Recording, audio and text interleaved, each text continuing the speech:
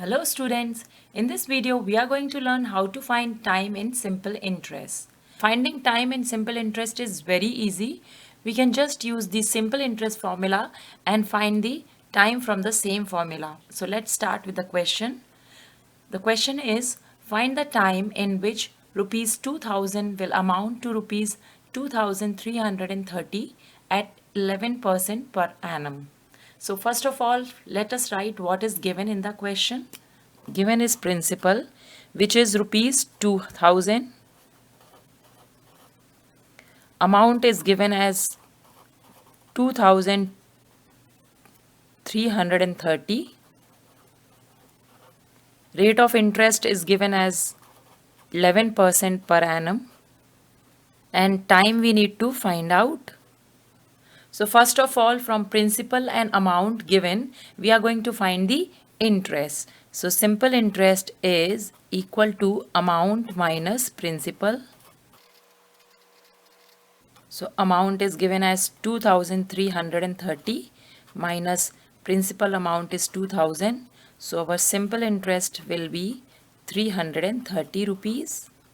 Now we know the formula for simple interest and we can use the same formula for finding time. So simple interest is equal to principal times rate of interest times time divided by 100. From this formula, we are going to leave time on the right hand side and will move all the other variables and constant to the left hand side. So this 100 will get multiplied to simple interest. So simple interest times 100 is equal to P times R times T. Now to find time, we can leave time on the left hand side and can shift P and R to the denominator of the left hand side. So this will be simple interest times 100 divided by principal times rate of interest is equal to T or time. So this is the formula we are going to use to find time. So let's put the values in the formula. So I'm going to write time on the left hand side.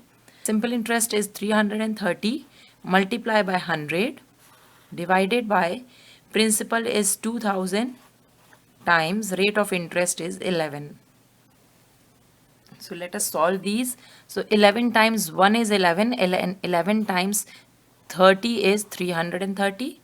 And these two zeros of 100 gets cancelled with the two zeros of 2000, and this 1 0 of 30 gets cancelled with 1 0 of 20.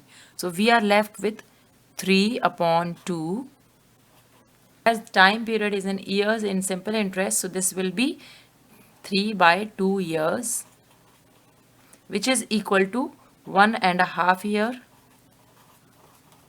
or we can write it as 1 year 6 months. So this is how we can calculate time period in simple interest. So I hope this video is helpful to you. If you like the video, please hit the like button and subscribe to my channel for more math videos. Thanks for watching.